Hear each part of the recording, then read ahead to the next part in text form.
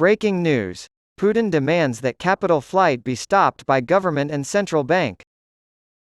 Russian President Vladimir Putin has called for action to stem the flow of foreign currency out of the country and calm the financial markets, citing the danger of inflation in the wake of the ruble's depreciation. Top stories on Bloomberg.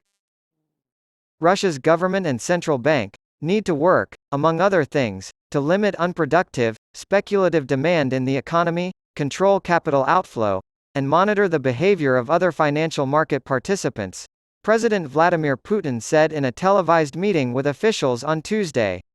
Now, inflation monitoring is of paramount importance, and government officials should actively use the tools at their disposal, he said. The ruble surpassed 100 per dollar early last week, making it the third worst performing currency this year among emerging markets. As a result, the central bank had to hold an emergency meeting and raise the benchmark rate to 12% from 8.5% last week. By requesting that exporters sell more of their foreign currency revenue, the authorities have taken informal capital control measures. Russia may implement new capital controls to stem falling ruble. According to those familiar with the situation, the rate hike was also part of a larger effort to tame inflation before presidential elections scheduled for March.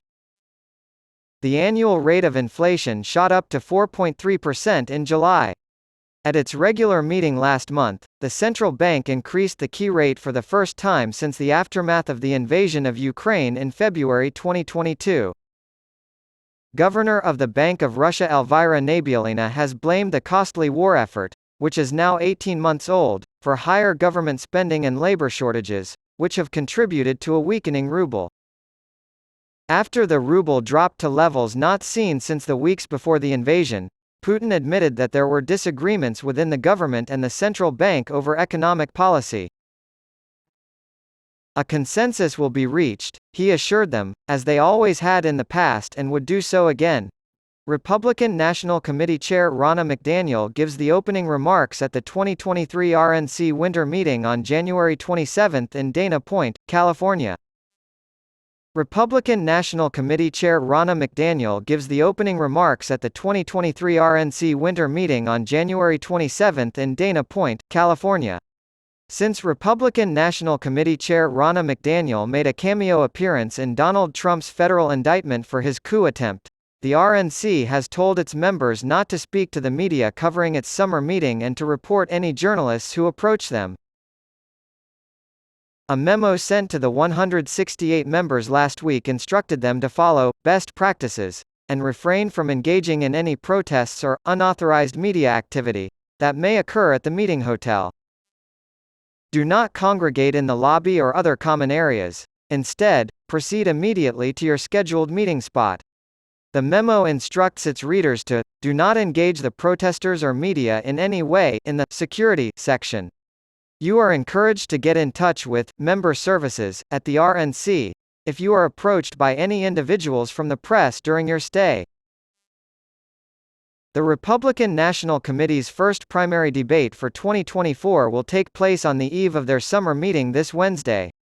Members are elected by state party activists in each of the 50 states, the District of Columbia, and the 5 U.S. territories, but the memo doesn't explain why they can't talk to the media or why the summer meeting is off-limits to reporters. In any case, not all RNC members are committed to maintaining the required level of confidentiality. During her time in office, Ronnie has become increasingly paranoid. Oscar Brock, a Republican from Tennessee, said, "We have been instructed not to talk with press." McDaniel is a likely witness in the federal prosecution of Trump for his attempt to remain in power despite losing the 2020 election. She was handpicked by Trump in 2017 to run the National Party after she helped him win her home state of Michigan in 2016.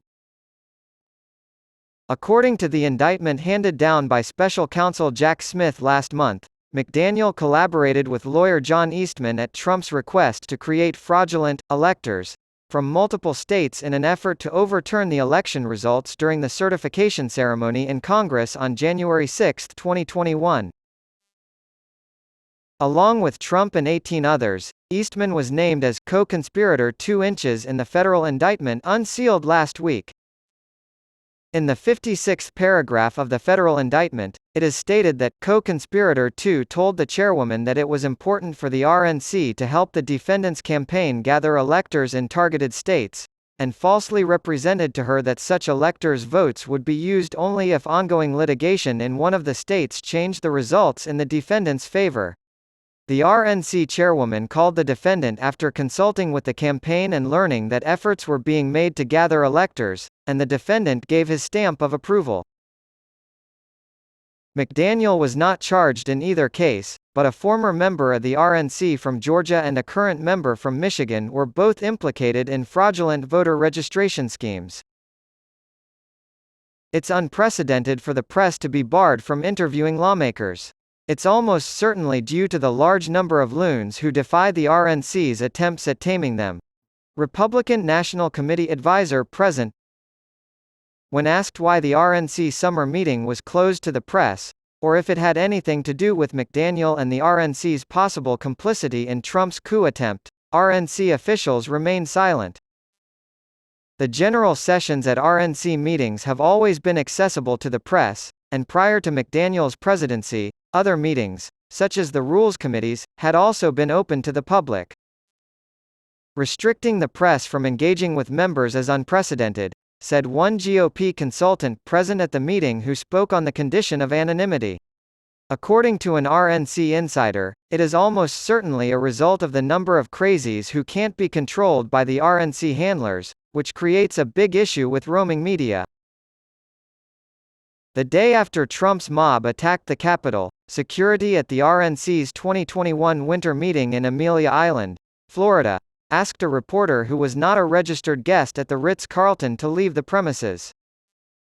Until a journalist wrote about it on social media, RNC security at the 2022 winter meeting in Salt Lake City insisted that reporters show room keys to prove they were registered guests at the Grand America Hotel.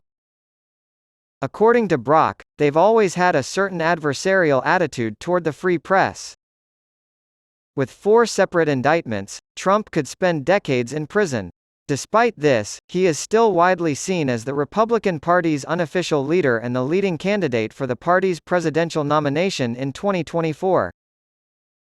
McDaniel allegedly tried to convince him to take part in the debate in Milwaukee on Wednesday night, but instead he is making an appearance in a series of taped interviews with conspiracy theorist and former Fox News host Tucker Carlson, which are being posted on the website X, formerly Twitter.